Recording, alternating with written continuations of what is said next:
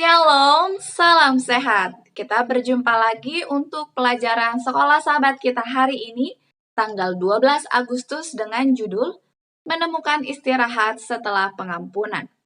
Penjelasannya, keluarga Yusuf akhirnya tiba di Mesir.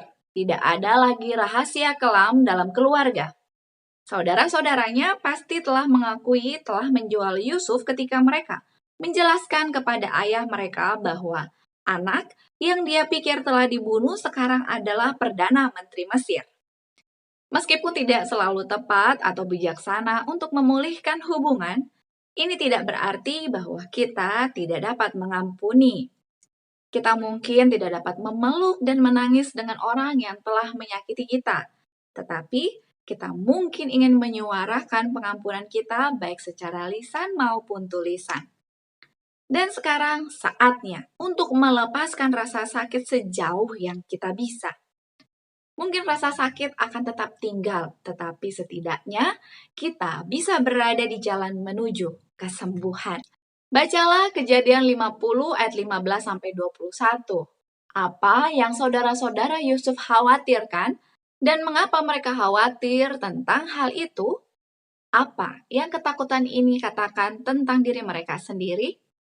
Ketika kita telah membacanya, di sana diceritakan ketika ayah mereka Yakub telah tiada, saudara-saudaranya ini khawatir dan takut Yusuf akan membalaskan dendam kepada mereka. Sehingga mereka semua sujud menyembah kepada Yusuf dan mengatakan, bolehkah agar mereka menjadi budak Yusuf? Tetapi ternyata Yusuf tetap tidak membalaskan dendamnya, justru memberikan kebahagiaan kepada mereka, akan memberikan mereka makan dan juga serta cucu mereka. Yusuf berjanji memberikan kesejahteraan kepada saudara-saudaranya.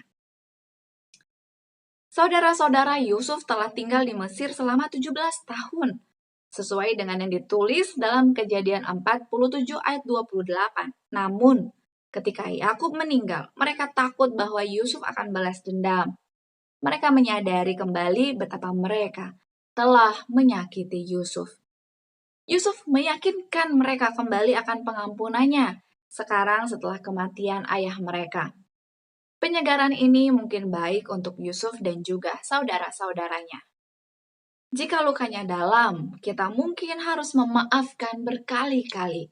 Ketika ingatan akan yang salah datang ke pikiran kita, kita harus segera pergi kepada Allah dalam doa dan membuat pilihan untuk mengampuni lagi. Bacalah Kejadian 50 ayat 20. Bagaimana ayat ini membantu menjelaskan setidaknya sebagian kesediaan Yusuf untuk mengampuni dosa saudara-saudaranya terhadapnya. Saat saudara-saudaranya bersujud memohon menjadi budak, Yusuf tidak jatuh dalam bisikan iblis, karena sebenarnya dengan posisinya yang tinggi sebagai seorang Perdana Menteri Mesir, akan sangat mudah bagi Yusuf untuk membalaskan dendamnya. Tetapi kita tahu dari cerita ini, bahwa sikap yang Yusuf pilih untuk diambil justru adalah sikap bersyukur, seperti yang tertulis di ayat 20, yaitu, ia berkata, tetapi Allah telah mereka-rekanya untuk kebaikan kita. Sikap Yusuf sungguh memiliki prinsip yang teguh. Sama seperti spons ini. Mau dilakukan sedemikian rupa, dia akan selalu kembali ke posisinya yang semula. Yusuf, meskipun begitu banyak tekanan yang ia lalui sepanjang dia hidup di Mesir, tapi prinsipnya untuk bersyukur kepada Tuhan tidak berubah, serta juga prinsip pengampunan yang ia miliki.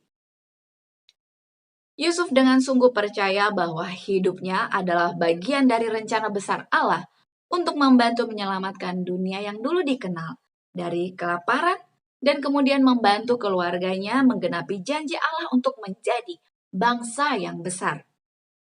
Mengetahui bahwa Allah telah membatalkan rencana jahat saudara-saudaranya untuk membawa kebaikan, menolong Yusuf untuk mengampuni.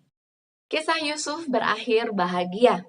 Bagaimana kita merespon ketika akhir sebuah cerita tidak begitu bahagia?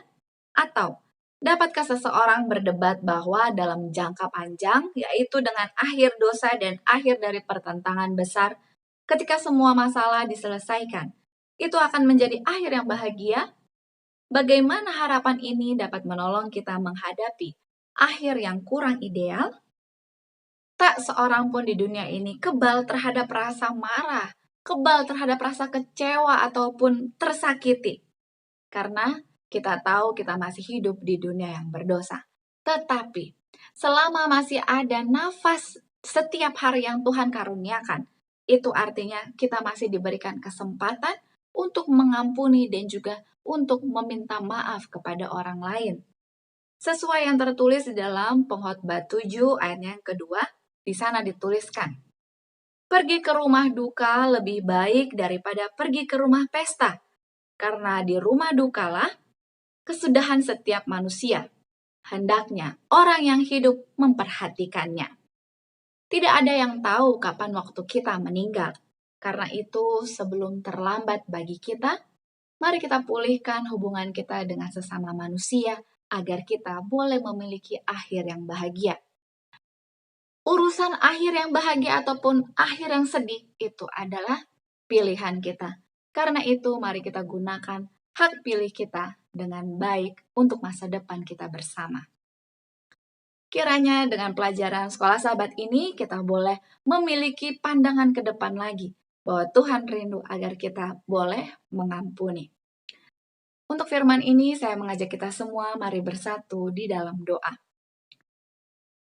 Bapa yang penuh kasih, terima kasih banyak Bapa untuk firman Tuhan yang sudah kami dengarkan. Kami rindu untuk memiliki istirahat dalam pengampunan. Kami rindu untuk memiliki kedamaian Tuhan ketika kami sudah mengampuni.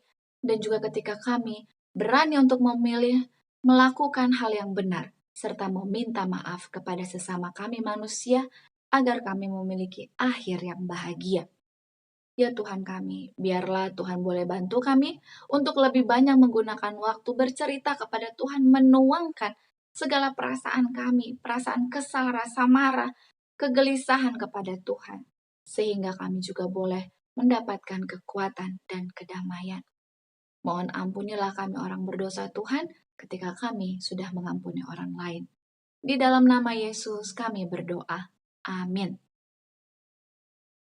Terima kasih banyak. Mari kita berjumpa kembali esok hari untuk kelanjutan bacaan sekolah sahabat kita.